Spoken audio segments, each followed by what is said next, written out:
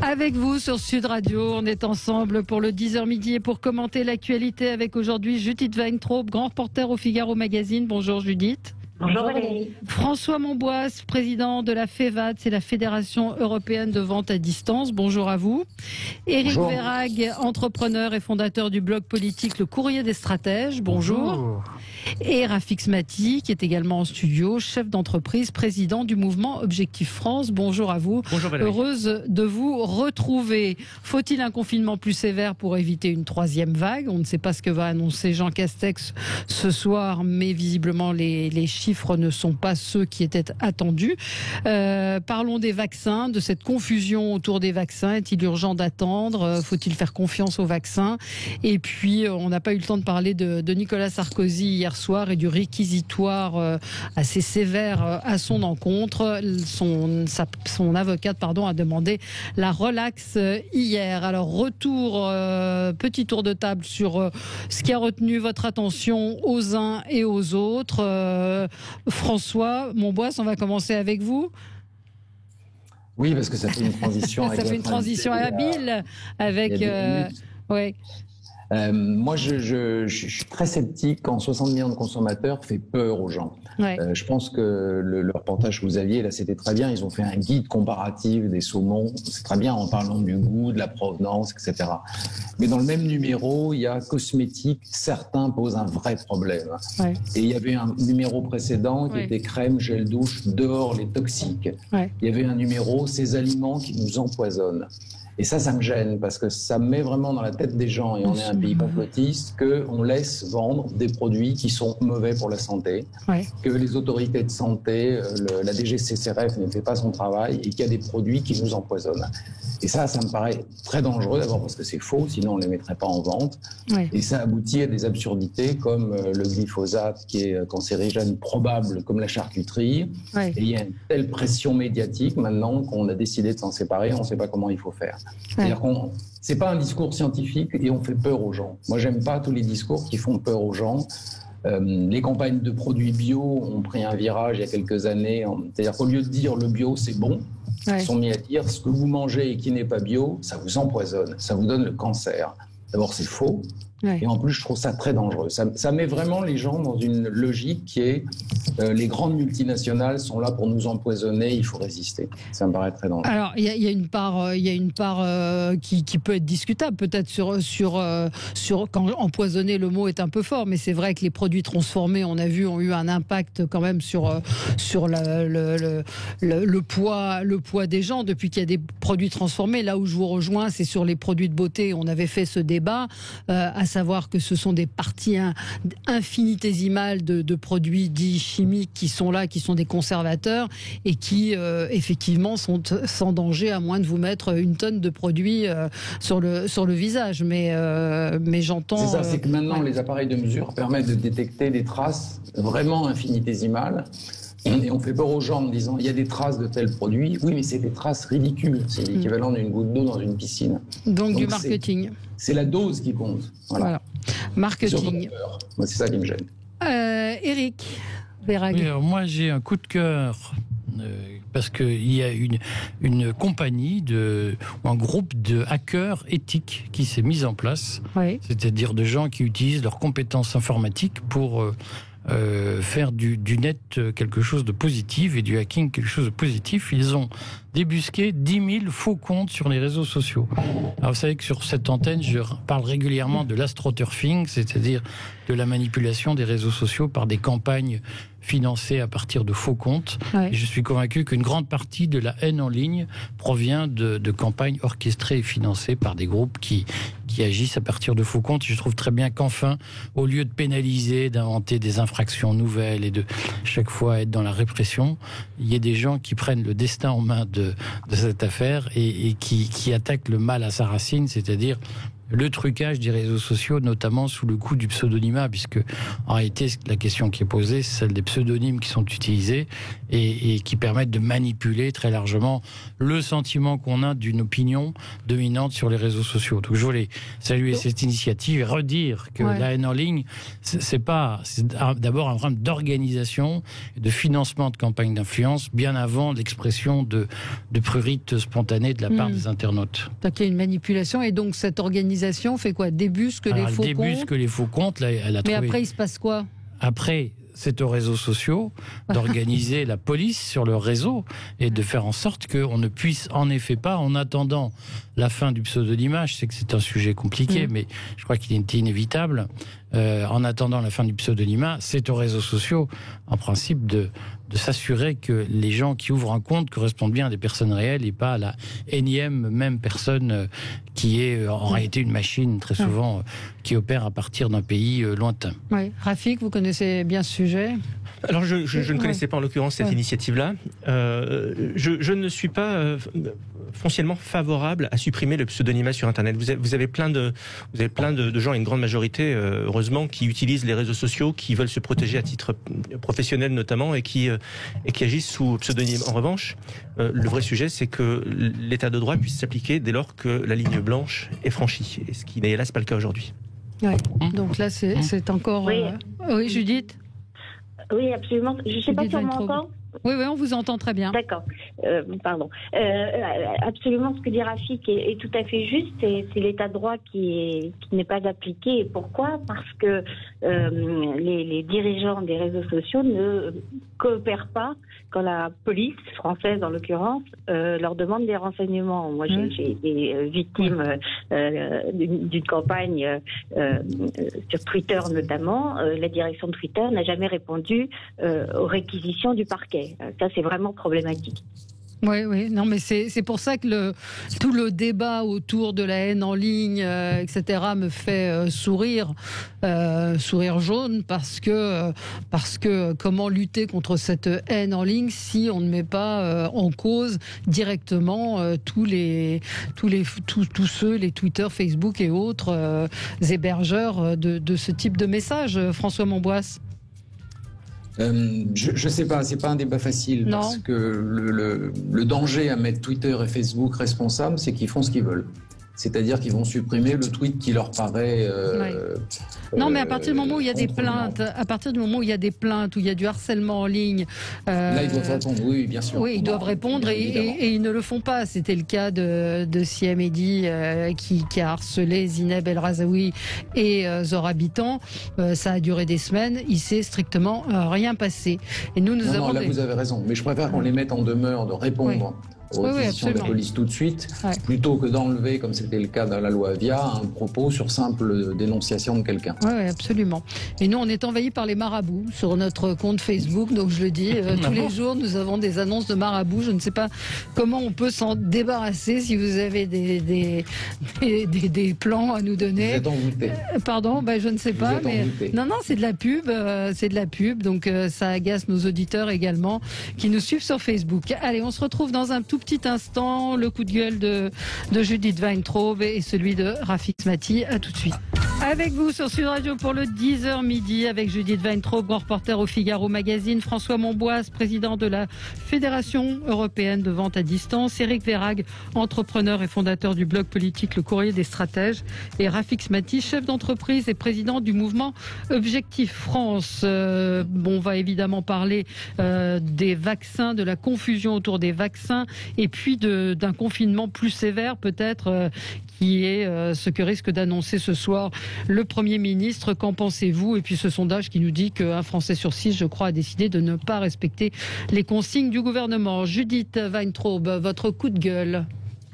Moi, c'est un coup de gueule qui s'est transformé en coup de cœur. Mon coup de gueule était contre l'appel à manifester à nouveau samedi à Saint-Michel, étant donné les dégradations, les commerces qui souffrent à chaque fois, les banques saccagées. Je trouvais ça complètement irresponsable. Et la coordination de la presse qui rassemble à peu près 80 sociétés des journalistes, organisations non gouvernementales et syndicats de la presse, a décidé de ne pas rejoindre cette manifestation, ce que je trouve extrêmement sage, d'autant que l'objet de la protestation, le fameux article 24 de la loi de sécurité globale, doit être complètement réécrit. Alors quand on respecte la démocratie, les procédures parlementaires, on a beau considérer que le droit de manifestation est un droit imprescriptible, et je le considère, on n'est pas obligé d'être irresponsable. Oui, François, vous vouliez réagir ? Non, je trouve que c'est bien aussi pour les commerçants, hein, parce que franchement, les pauvres commerçants qui sont restés fermés un mois au moment où ils ouvrent, leur magasin est détruit, ou alors les gens ont peur d'aller dans la rue en question parce qu'il y a des manifestations, c'est vraiment pas bien. Oui. C'est effectivement, mais je pense qu'il y aura quand même une manifestation samedi qui aura lieu. Oui. Il y aura quand même une manifestation samedi. Rafik Smati, votre coup de gueule? Je suis très inquiet par la crise sanitaire qui vient. Ouais. Pas celle dans laquelle nous sommes aujourd'hui, celle qui vient. Celle des suicides, celle des dépressions. Une enquête de l'IFOP pour la Fondation Jean Jaurès vient de publier des chiffres qui sont véritablement glaçants. 27% des chefs d'entreprise et 27% des chômeurs, 25% des jeunes ont imaginé au cours de l'année 2020 se suicider. Prenez la mesure de ces chiffres. 27%. Ouais. Plus de 1 sur 4. En raison de la situation économique, c'est-à-dire de se dire... En raison, évidemment, de la situation anxiogène de l'époque. Mais vous n'imaginez pas comme il est difficile aujourd'hui, sans doute l'imaginez-vous, et puis sans doute certains nous écoutent-ils, d'être un restaurateur, de travailler dans l'événementiel, de travailler dans le domaine du spectacle. Et puis, plus généralement, d'être patron d'une entreprise, quelle qu'elle soit, parce que l'entreprise et l'économie, c'est un système de vases communicants et tous les secteurs sont évidemment interdépendants des autres. Donc, à part quelques grands gagnants de l'économie, évidemment, on les trouve du côté de l'e-commerce, et c'est très bien, on ne s'en plaint pas, mais aujourd'hui, on est à l'aube d'une vague qui est absolument dramatique. Et il ne faut surtout pas qu'une crise sanitaire en cache une autre. Il ne faut surtout pas qu'une crise sanitaire accapare toute l'énergie de la puissance publique au point d'occulter la crise économique et sociale qui arrive. Cette crise sanitaire, ça va être 1 ou 2, peut-être 3 millions de chômeurs en plus. Je compte toutes les catégories de chômeurs, ça va être des suicides, ça va être des faillites en réaction en chaîne, et ces faillites ne sont pas encore arrivées parce que les entreprises ont été sous perfusion les mois qui viennent de s'écouler. Donc aussitôt que l'État va fermer les robinets, nous allons les voir, ces faillites. Et derrière ces faillites, il y aura des statistiques qui seront publiées dans les journaux, dans la presse, mais il y aura surtout des situations individuelles dramatiques. Et nous avons le devoir de ne pas les oublier.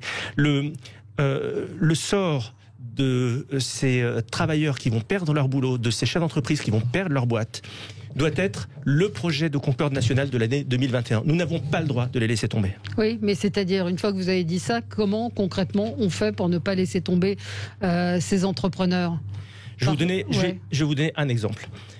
Moi-même, je suis entrepreneur. Si demain, mon entreprise dépose de bilan, si je suis en cessation de paiement, je n'aurai pas le droit au chômage.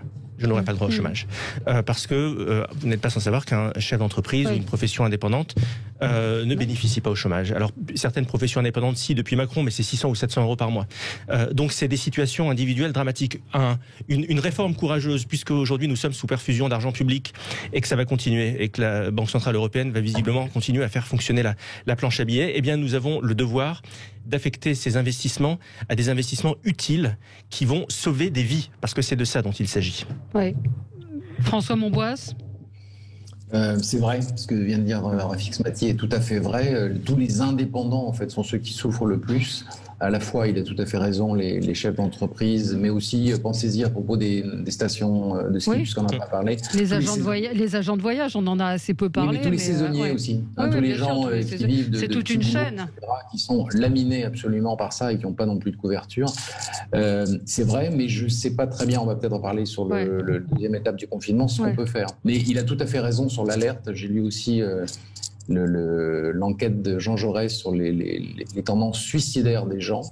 Et là, le débat, c'est que c'est des gens qui sont des actifs. C'est des 20-45 ans. C'est-à-dire qu'ils ne sont pas le cœur des décès du Covid. C'est le sujet de la discussion. On va pouvoir en reparler. Donc, on est à quelques heures de la traditionnelle conférence de presse organisée le jeudi par le chef du gouvernement. Donc, Jean Castex, accompagné d'Olivier Véran, va s'exprimer ce soir vers 18h. Pour l'instant, on est dans le flou le plus total. Vous vous souvenez qu'Emmanuel Macron, lors de sa dernière allocution, avait évoqué un nombre de contaminations qui devait être en dessous des 5000. Le plateau aujourd'hui s'est établi autour des 10 000 cas, menace de partir à la hausse. On entend des médecins dire que dans les hôpitaux, ils ont plus d'hospitalisation. Troisième vague, il est inéluctable. Est-ce qu'il faut reconfiner? Est-ce qu'il faut annuler la levée de ce confinement le 15 décembre? Judith Weintraub, politiquement, alors peut-être commencer par l'aspect politique des choses. Pourquoi est-ce que le président de la République s'est avancé sur une date avec une épidémie dont on sait qu'elle est totalement méconnue et incontrôlable? Parce qu'il a fait une bêtise. Voilà. Donner des chiffres, en général, c'est imprudent. On l'a vu avec François Hollande et la courbe du chômage.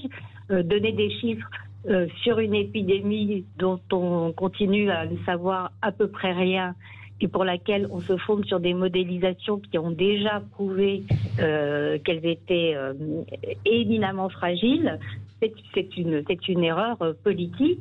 Et c'est une erreur grave pour le moral des Français. Et là, c'est en lien avec ce que disait Rafik. C'est qu'une des choses les plus dures à supporter, c'est l'absence de perspective, c'est l'incertitude.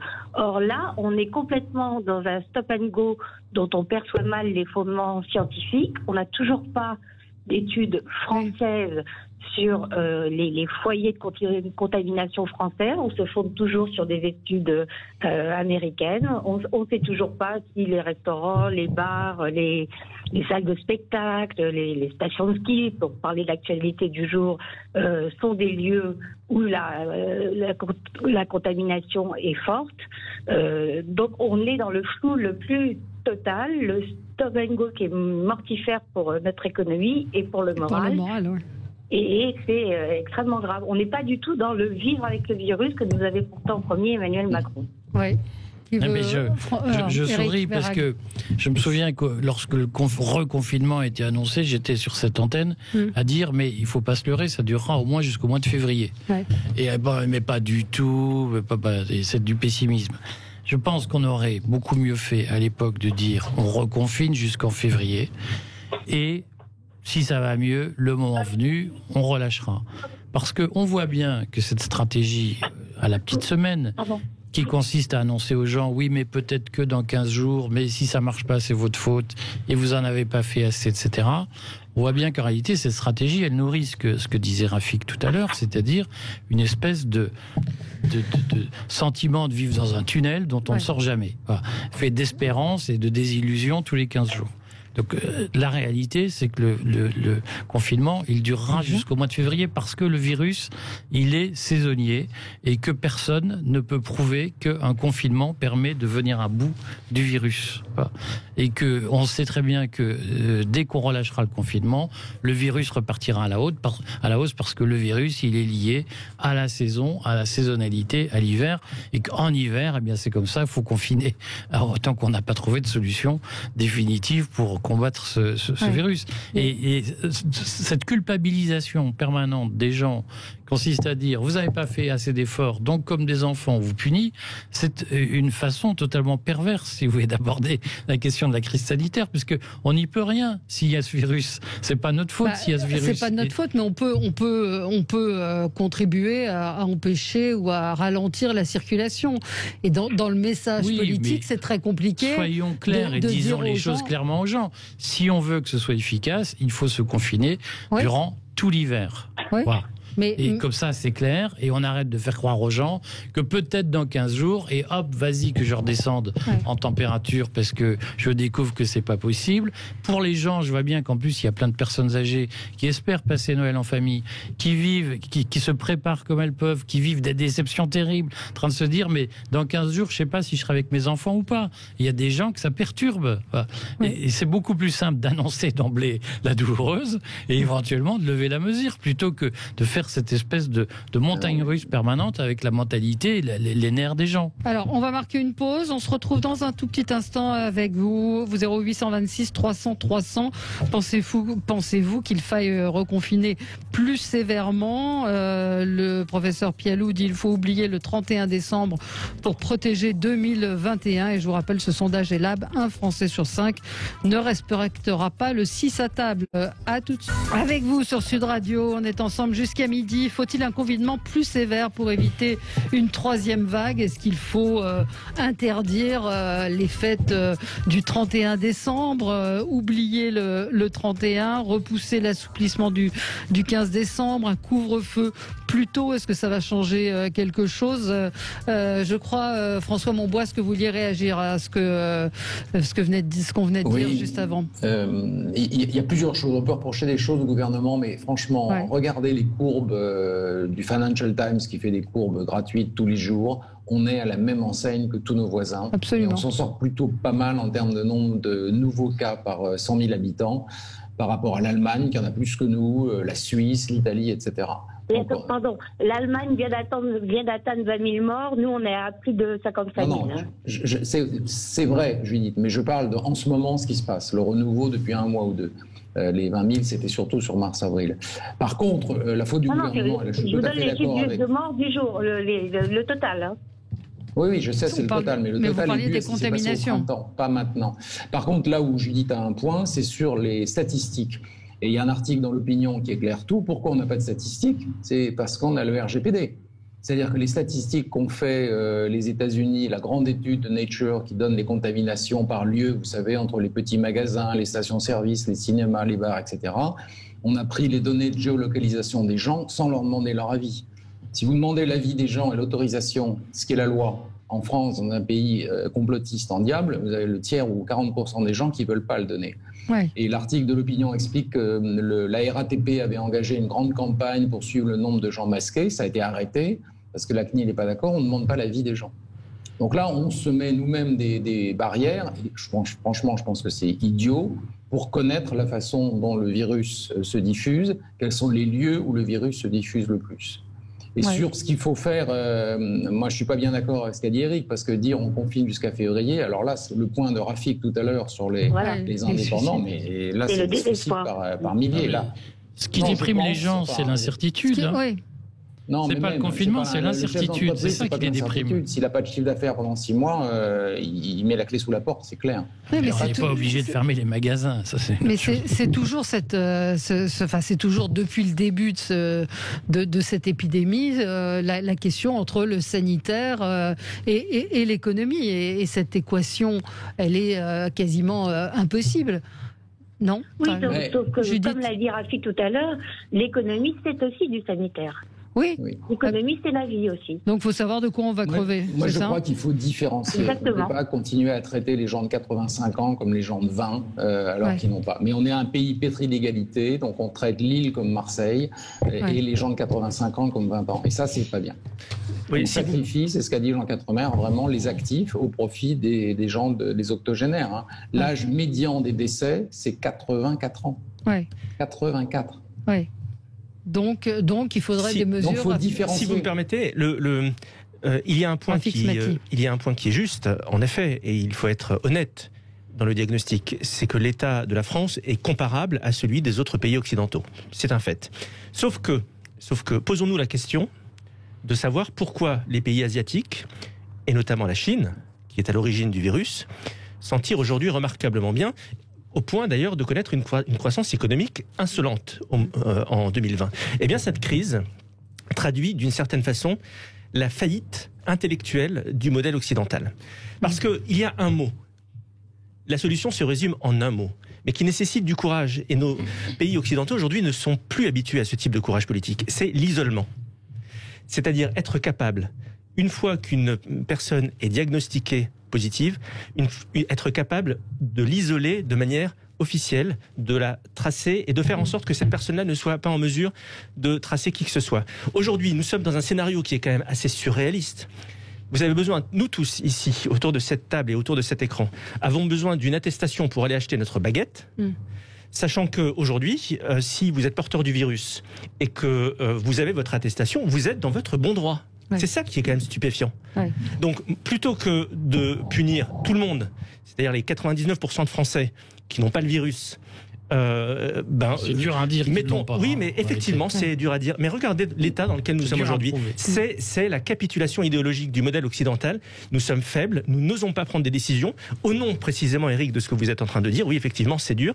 Mais au final, eh bien, c'est des centaines de milliers de personnes au chômage. C'est des étudiants qui démarrent leur vie de manière dramatique. C'est des entreprises qui vont déposer le bilan. Et c'est probablement un tunnel de 5 à 10 ans de crise économique majeure. Voilà la réalité, voilà ce que nous payons aujourd'hui.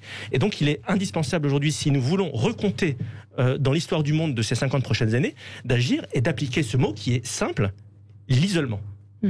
Non mais enfin, si je peux quand même nuancer, parce que moi je pars du principe qu'à partir du moment où on dit qu'il faut combattre le virus, avant de faire vivre l'économie, il faut faire des choix de confinement qui ne sont pas nourris d'incertitudes tous les 15 jours. C'est la meilleure façon de les rendre les moins anxiogènes possible.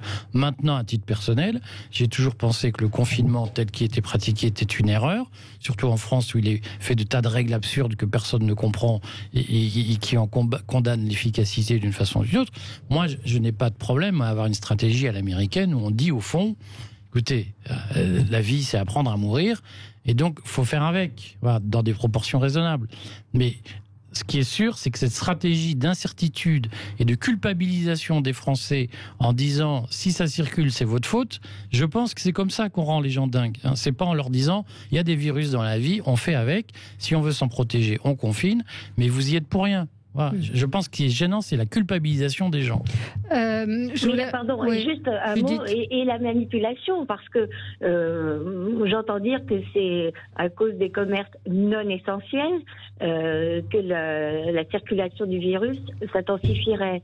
Mais quand on regarde les courbes de Santé publique France, on s'aperçoit que ça avait commencé avant que les commerces non essentiels soient autorisés à rouvrir, de la même façon que les courbes avaient commencé à baisser avant la décision du second confinement.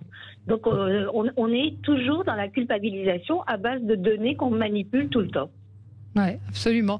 Données qu'on manipule tout le temps, peut-être qu'on peut revenir sur cette information. Vous l'avez entendu dans le journal, Jérôme Salomon est accusé d'avoir fait pression pour modifier un rapport d'experts. C'est Le Monde qui a révélé cette information hier. Selon des informateurs qui ont eu accès aux conclusions de la commission d'enquête du Sénat, le directeur général de la Santé aurait cherché à intervenir sur un rapport qui établit le nombre de masques nécessaires en cas de pandémie. Donc un rapport lui avait été remis dans lequel il était question d'1 milliard de masques en cas de pandémie, et lui a décidé que c'était seulement 100 millions. C'est la commande qu'il aurait demandé à ce qu'il soit passé.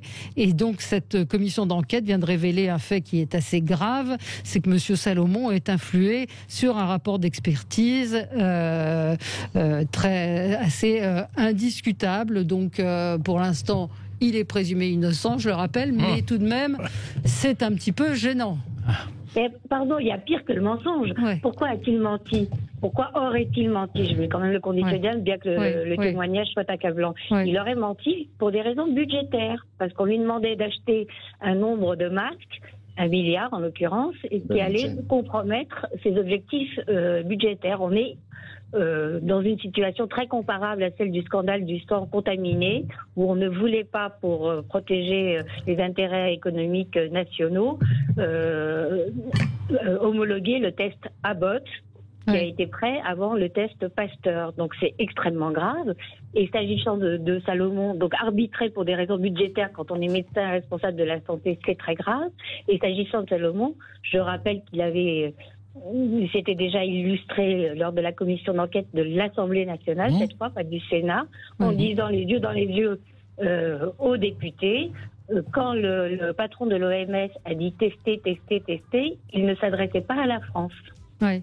Oui, enfin, si je peux rebondir, excusez-moi Valérie, je me souviens très bien de cette audition de Salomon à l'Assemblée nationale, où Éric Ciotti, sur la question qui est évoquée dans les rapports, c'est-à-dire la question de la commande de masques et du stock de masques, Éric Ciotti a longuement plusieurs fois interrogé très précisément Salomon, en lui demandant, mais pourquoi vous avez ordonné la destruction de 700 millions de masques et sans ordonner la reconstitution du stock?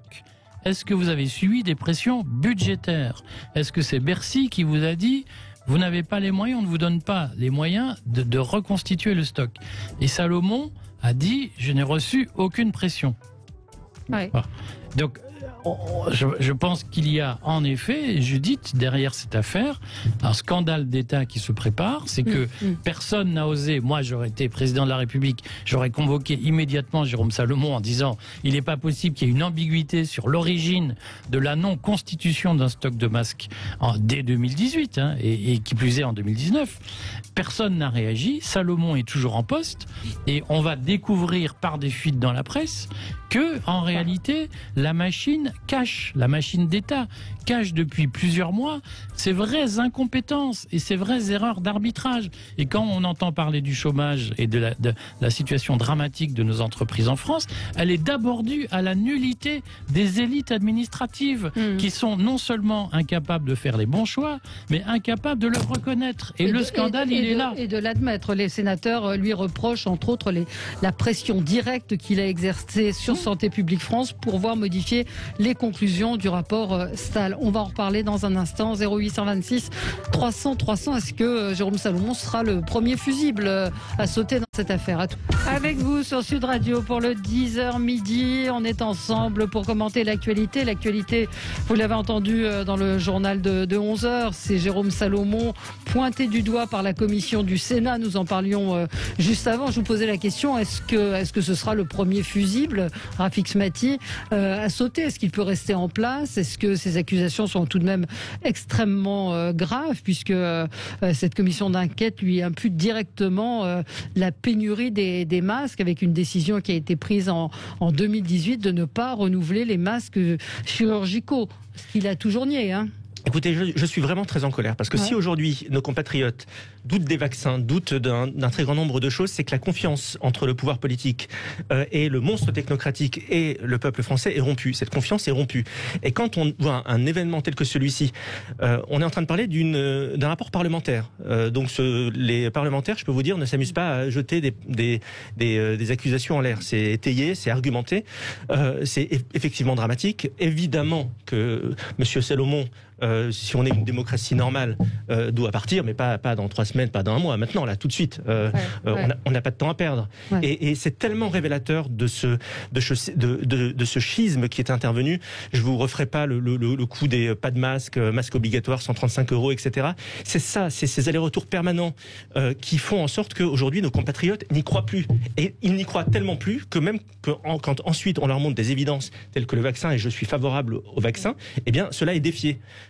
Et c'est la raison pour laquelle ce ne sont pas les Français qui sont coupables. Ce ne sont pas les Français qui sont coupables d'être complotistes. C'est le monstre technocratique qui leur a imposé une réalité parallèle et qui les oblige à s'adapter. Eh bien, ce monstre technocratique est en train de se dégonfler, et ça doit commencer par le départ de Salomon. Et on fait quoi alors? Parce que c'est le début, c'est un peu le début de la fin aussi. Ouais. Tout va s'enchaîner. Judith Vintraud, politiquement, est-ce qu'on peut virer? Est-ce qu'on peut le virer? Moi, je trouve qu'il aurait fallu le virer dès la sortie de son audition à l'Assemblée nationale. Maintenant, mieux vaut tard que jamais, même si ça va avoir des conséquences très lourdes, parce que effectivement il y a un déficit de confiance important.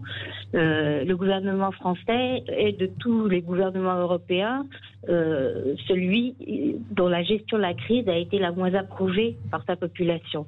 Et même si les chiffres montent et baissent et se sont un peu améliorés parfois, grosso modo, c'est la défiance qui a toujours dominé. On ne peut pas faire comme si il ne se passait rien. Et Rafik a raison de parler de l'enjeu de la vaccination. Quand on s'aperçoit que le système est gravement défaillant, on ne peut pas dire on va continuer comme ça, tant bien que mal, jusqu'à la fin de la crise, d'autant plus que la fin de la crise, pour l'instant, on ne la voit pas à horizon humain. Donc il faut prendre des mesures, même si elles sont coûteuses politiquement. Ouais. François Mamboise. J'ai envie de dire que je suis malheureusement d'accord avec Judith Rafik, parce que c'est pas une bonne nouvelle. Non.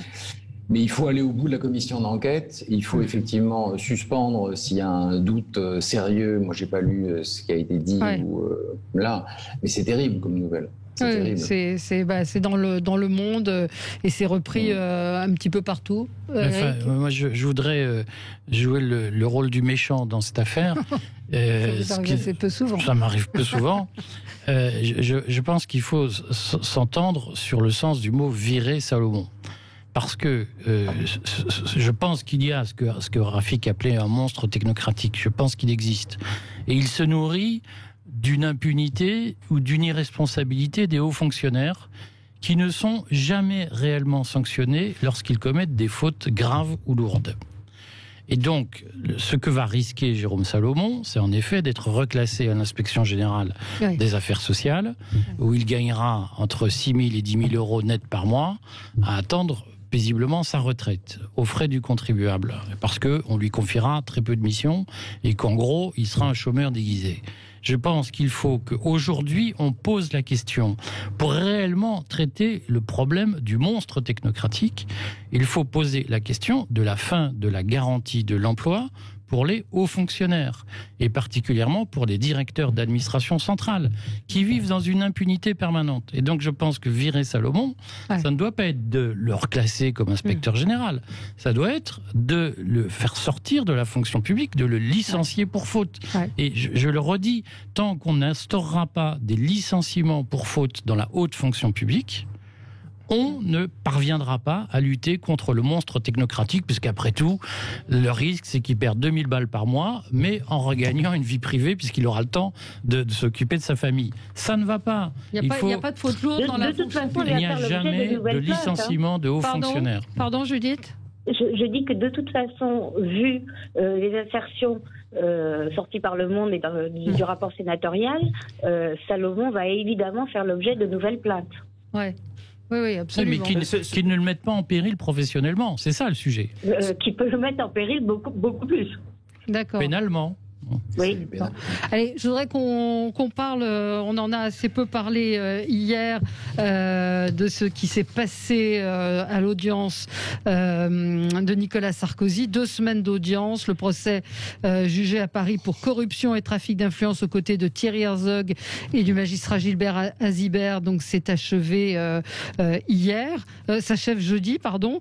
Des réquisitions que certains jugent très lourdes, d'autres normales. Dans l'affaire des écoutes, donc le procureur du parquet national financier a requis 4 ans de prison, dont 2 fermes à l'encontre donc de Nicolas Sarkozy, les mêmes peines contre Thierry Herzog et Gilbert Azibert. Judith, vous avez réagi sur Twitter, vous avez trouvé que ces peines étaient lourdes. Ce sont pourtant des délits qui sont passibles de 10 ans de prison. Non, j'ai trouvé surtout le réquisitoire hallucinant. En fait, c'était un plaidoyer pro bono du parquet national financier qui a passé 6 ans à mobiliser d'énormes moyens pour établir des faits qui ne me paraissent pas établis. Le poste honorifique demandé par Azibert ne lui a pas été attribué. Monaco dément que Nicolas Sarkozy et fait pression. Les juges de la Cour de cassation qui ont été entendus disent de toute façon ce qu'Azibert rapportait, c'était des rumeurs de couloir. Enfin, on est vraiment dans l'éléphant qui accouche d'une souris et la volonté de se payer Nicolas Sarkozy. Et de sauver le PNF aussi. Et de sauver le PNF par la même occasion. Par la même occasion. Rafik, Mathie. Écoutez, moi, je n'ai pas d'avis sur le fait de savoir si Nicolas Sarkozy est coupable ou pas. Je vois les choses de manière beaucoup plus froide. Est-ce que Nicolas Sarkozy est un danger physique pour la société ? La réponse assurément est non. Quand je vois que des multirécidivistes qui parfois menacent des gens ou font couler le sang sont en liberté et que la justice se montre faible, que l'on sollicite 2 ans de prison ferme pour un ancien président de la République, parce que derrière il y a ce que ça représente, qui n'est pas un danger physique pour la société. Si jamais il est coupable, et ça c'est le tribunal qui le dira, il y a 1001 façons de lui faire purger sa peine. Mais là, 2 ans de réquisition, c'est de la justice spectacle, et ça n'honore pas l'institution judiciaire. Oui. Oui, alors, moi je voudrais détendre l'atmosphère. Oui, détendons.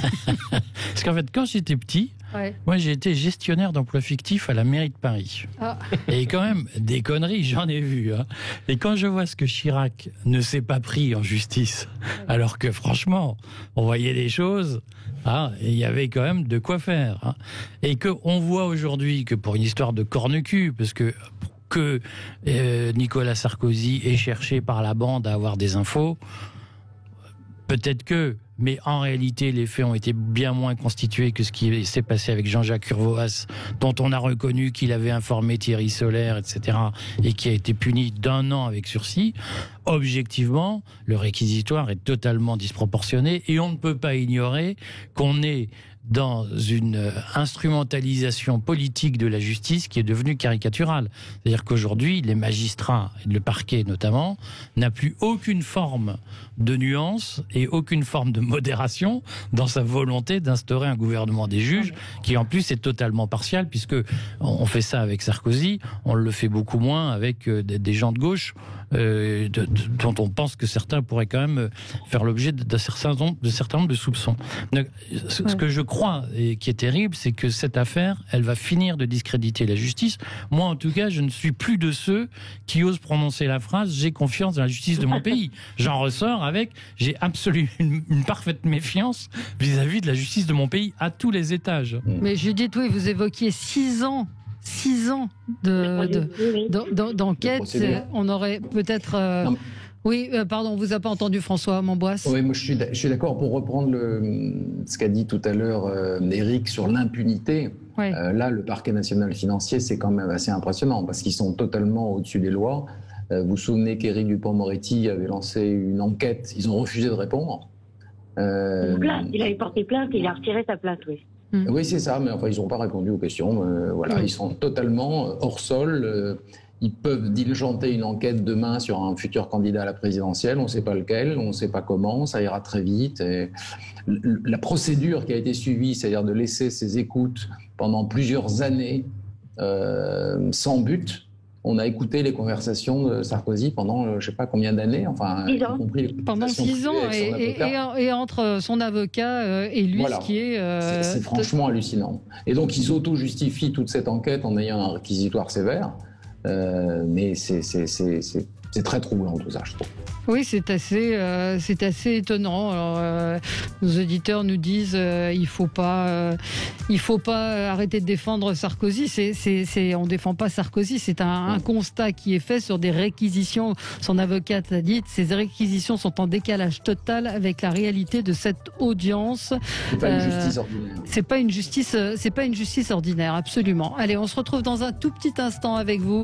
À tout de suite. Avec vous sur Sud Radio, parlons des vaccins, les vaccins en question avec le professeur Combe qui a jeté le trouble sur les vaccins. Donc en une dizaine d'années, la France est devenue l'un des champions mondiaux du vaccinoscepticisme. On sent que cette future campagne de vaccination contre le Covid, c'est pas encore gagné.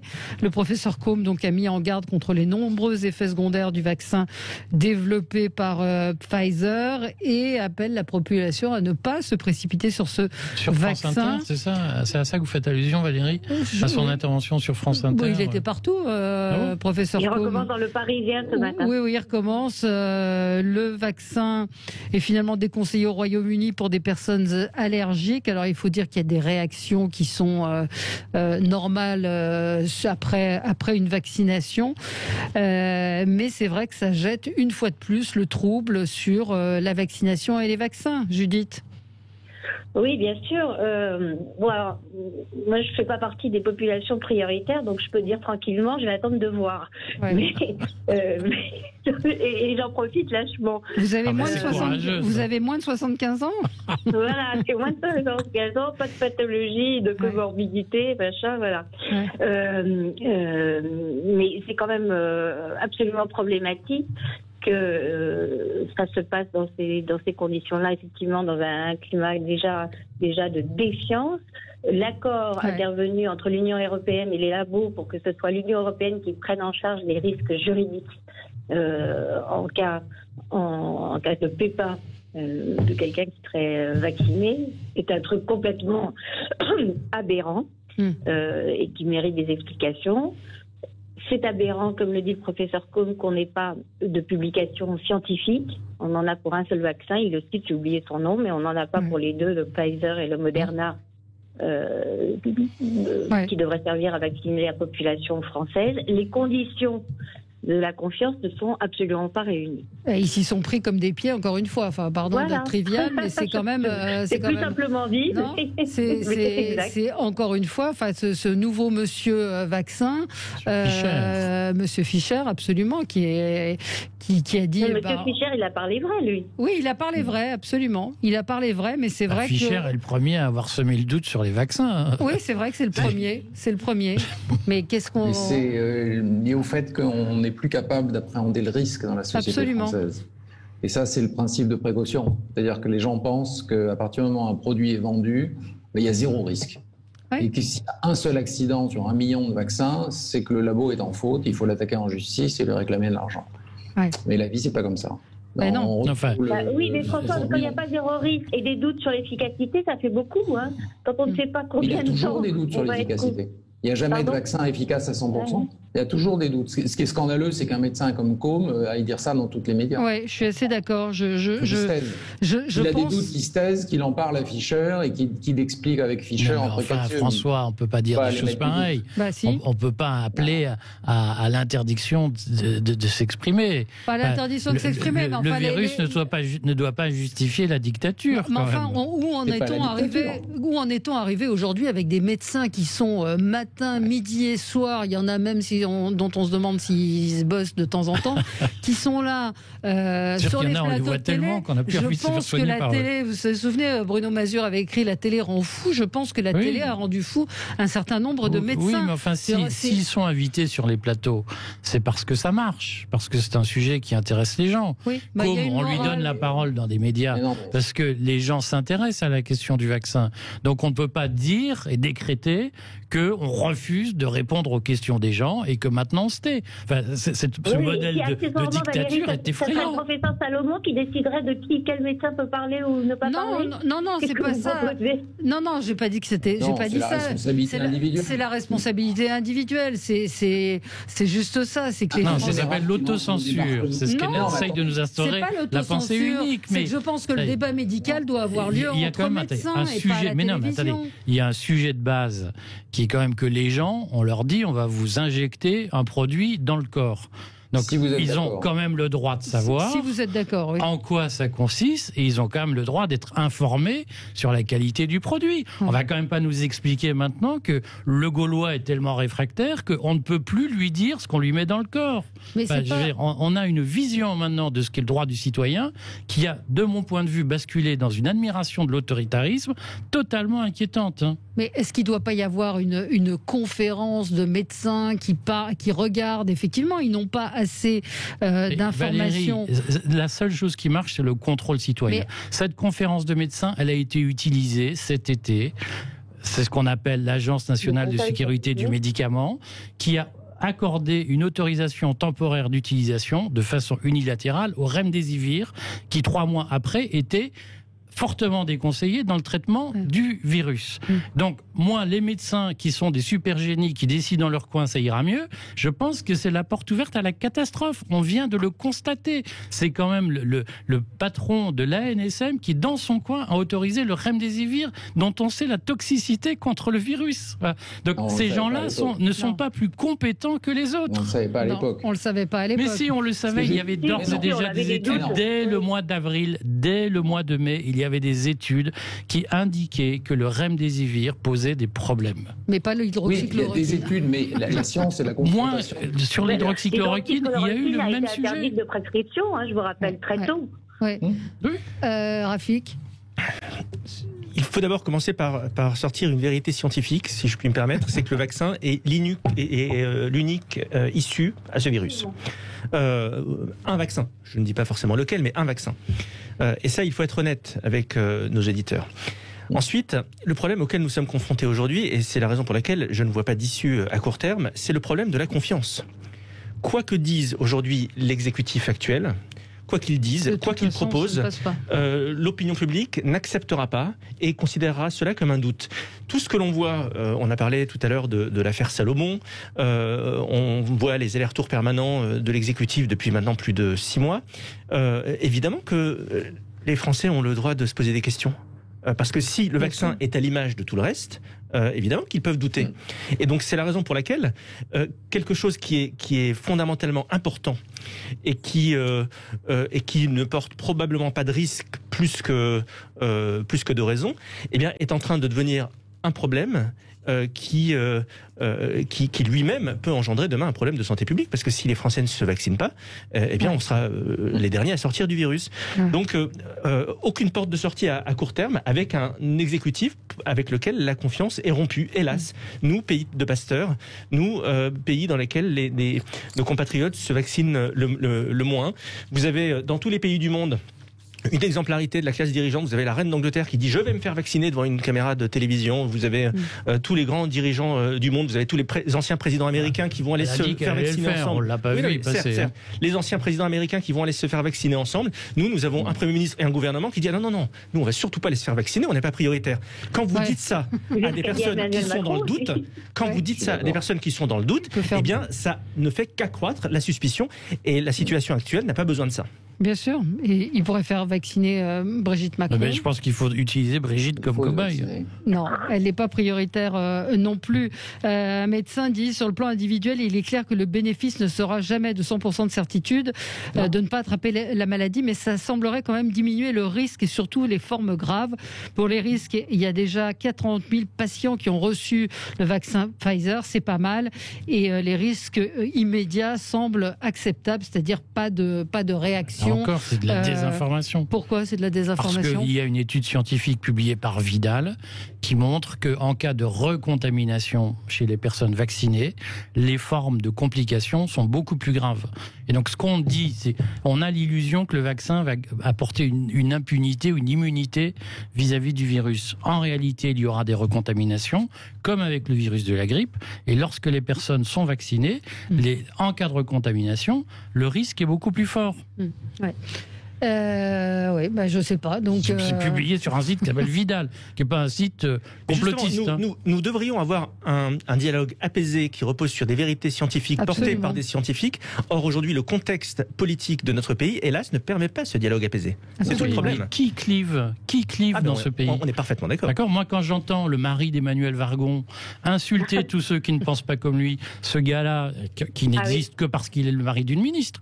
Il est urgent, il est médecin urgentiste. Mais c'est un urgentiste qui passe son temps à cliver. Dès qu'on n'est pas d'accord avec ce qu'il assène, on est complotiste, méchantiste. D'ailleurs, il vous demande de vous taire. Le problème, ce sont les élites parisiennes qui clivent. Mais je suis ce débat, c'est pas les élites parisiennes. C'est si vous suivez ce débat, vous voyez comme lui est attaqué aussi, et il y a exactement le même type d'insultes, voire de menaces de mort à son encontre et à l'égard de certains. Vous voyez bien que la parole des médecins n'est pas apaisante. Non, mais de personne d'aucun côté. Vous le citez lui, mais je peux vous en citer d'autres qui sont tout aussi violents et menaçants. Parlons peut-être des soutiens du professeur Perron aussi, qui ont... Nous sommes bien d'accord pour dire que le Gaulois réfractaire a ceci de bon, qu'il clive moins que les pays des Lumières ou les gens qui appartiennent à la classe éclairée de ce pays. Oui, c'est pour ça que je reviens à ce que je dis au début. Je pense que Côme n'aurait pas dû aller dire dans les radios plusieurs fois qu'il avait des doutes, etc. Ouais. Il doit aller parler de ses doutes avec Salomon, avec qui il veut, et une fois qu'il est sûr de lui, c'est pas la peine dans une population qui est clivée, qui est sceptique et qui est réfractaire d'aller balancer des paroles de doute. Oui, vous pensez que Côme a plus confiance en Salomon que nous ? J'en sais rien, c'est pas le sujet, mais un général qui lance une campagne, il ne va pas dire qu'il a peur. Non, mais Fischer, il y a un monsieur Fischer qui est censé être un monsieur vaccin, donc c'est peut-être avec lui qu'il faut discuter. Si monsieur vaccin est aussi efficace que monsieur déconfinement, on est bien barré. Du moment qu'il a ses lunettes, tout va bien. À lire dans Le Monde, les sénateurs critiquent l'impréparation du gouvernement. Voilà, c'est ce que dit cette commission d'enquête. C'est une énorme surprise. Oui. C'est une énorme surprise. Merci à tous les quatre. On se retrouve demain pour d'autres informations avec vous. Très bonne journée sur Sud Radio. Sud Radio. Parlons vrai. Sud Radio. Parlons vrai. Parlons vrai. Les enfants, chez Afflelou, on fête Chin-Chin de Noël. Chin-Chin de Noël, vous savez, c'est 2 paires de lunettes de plus pour 1 euro de plus. Eh bien, pour fêter ça cette année... c'est pareil, c'est 2 paires de lunettes de plus pour 1 euro de plus. Afflelou, l'opticien fou de vous. Offre valable jusqu'au 31 janvier, voire conditions en magasin. Dispositif médical CE, demandez conseil à votre opticien. Histoire d'Or présente, histoire de vous dire merci. Merci. Merci. Merci. Merci. Merci. L'histoire continue avec Histoire d'Or. Toutes nos équipes vous remercient de votre fidélité et vous attendent en magasin ou sur notre site histoiredor.com pour trouver le bijou idéal pour ce Noël si particulier. Histoire d'Or, votre histoire en bijoux. Sud Radio. Dans l'Hérault, au Cap d'Agde. Sur 104.7. Je dis oui pour une nouvelle voiture et des offres très performantes. Je dis oui à la reprise et au financement. Je dis oui à 2 Bar Automobile. 2 Bar Automobile, votre distributeur multimarque depuis 1996. Toutes vos agences sur 2barautomobile.com. On ne va pas chez 2 Bar par hasard. 2 Bar Automobile, partenaire du rugby sur Sud Radio. Et si vos fêtes étaient encore plus festives dans vos magasins U? Justement, c'est jeudi plus dans vos magasins U. Et je crois que tu vas nous mettre en appétit, Aurélie. Aurélie, c'est notre chef de rayon. Oui, Laurent, c'est 30% en euros carte U sur les saumons fumés et foie gras uniquement ce jeudi 10 décembre. 30% en euros carte U sur les saumons fumés et foie gras, jeudi plus U.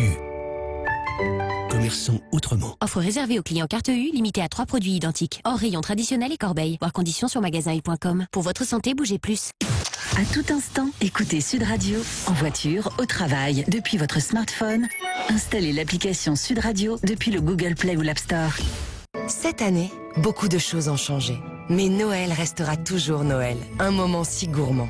Vous pourrez toujours proposer le dernier Ferrero Rocher en espérant qu'il soit pour vous et déposer un Père Noël Kinder sous le sapin. Ou encore rendre vos bûches plus gourmandes avec Nutella, craquer pour un biscuit de Lacre ou partager une boîte de Mon Chéri. Pour les fêtes, Kinder, Nutella, Ferrero Rocher, Mon Chéri et de Lacre vous attendent en magasin, en drive et en livraison à domicile avec Deliveroo et Uber Eats. Ferrero, Noël ensemble autrement. Pour votre santé, bougez plus. Hey, c'est Noël en avance. Dès aujourd'hui et jusqu'au 15 décembre chez Auchan, le jeu Cyberpunk 2077 sur PS4 et Xbox est à 52,99 €. Et exclusivement aujourd'hui dans vos hypermarchés, un tour de cou est offert aux 10 000 premiers acheteurs. Ah, les bons plans qui font la différence. Auchan. Peggy 18. Prix du jeu après lancement 64,99 €. Jeu compatible sur PS5 et Xbox Series. Offre valable dans vos magasins Auchan participants et sur Auchan.fr. Chez Auchan, chaque geste fait la différence. Respectons ensemble les consignes sanitaires. À suivre sur Sud Radio, Berkoff dans tous ses états. André Berkoff. Il est bientôt l'heure de savourer le fromage pur brebis Pyrénées. Osez, vous allez l'adorer. Sud Radio, il est midi. Parlons vrai. Le journal avec François Germain. Bonjour à tous. Que nous réserve la prochaine phase de lutte contre le coronavirus en France? Réponse en fin d'après-midi avec la prise de parole de Jean Castex. Le monde de la culture craint d'être une nouvelle fois sacrifié, vous l'entendrez. L'inquiétude des éleveurs de canards dans les Landes victimes de la grippe aviaire. 6000 bêtes ont déjà été abattues en début de semaine et le pire est peut-être à venir. Et puis des cosmétiques qui interrogent. On reviendra sur cette enquête de 60 millions de consommateurs. Shampoing, déodorant, dentifrice. L'association alerte sur la présence de perturbateurs endocriniens dans ces produits de tous les jours. Pourra-t-on de nouveau aller au cinéma ou au théâtre à partir du 15 décembre? Voilà l'une des questions